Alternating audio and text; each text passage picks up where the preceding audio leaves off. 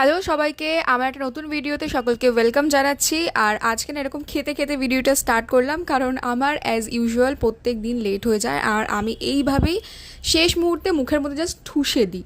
তো আজকে খাচ্ছিলাম হচ্ছে সকালবেলা ব্রেকফাস্টে রুটি, পনিরের তরকারি আর পোস্ত। এরপরে হসপিটাল পৌঁছে যা যা সমস্ত কাজকর্ম থাকে আমাদের সেগুলো সমস্ত কমপ্লিট করেছিলাম, এবং দুপুরের লাঞ্চেও কিন্তু আজকে এরকম নিরামিষ খাবার দাবারই ছিল। এই সমস্ত খাওয়া দাওয়া করে বিকেলবেলা না একটু বেরিয়েছিলাম, মানে আফটার অফিস আমি আর আমার বান্ধবী বেরিয়েছিলাম এক জায়গায় একটু পিৎজা খেতে যাব বলে।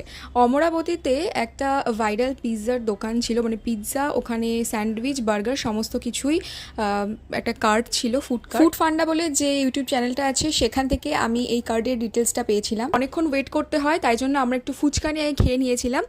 মিনিমাম আধ ঘন্টা আমরা ওখানে ওয়েট করেছিলাম, তারপরে আমরা আমাদের পিৎজাটা পেয়েছিলাম। তবে খেতে কিন্তু খুবই ভালো ছিল। ন্যাচারালি আমরা ডমিনোজের পিৎজা খেয়ে থাকি, কিন্তু এরকম বাইরের পিৎজা খুব কম খাই, তবে এটা খেয়ে সত্যি খুব ভালো লেগেছিলো। রেঞ্জ এমন কিছু বেশি ছিল না। আর এখানে আমরা ওভারলোডেড চিজ পিৎজাটা নিয়েছিলাম, চিকেন চিজ পিৎজা যেটা, সেটা 160 টাকা ছিল। বাড়ির জন্য নিয়ে গেছিলাম। আমাদের কোথাও বেরোলে না টাইম মতো খাবার দাওয়াটাও কমপ্লিট করতে হয়, কারণ আমাকে বাড়ি ফিরতে হয় আর অনেকটা আসতে হয়।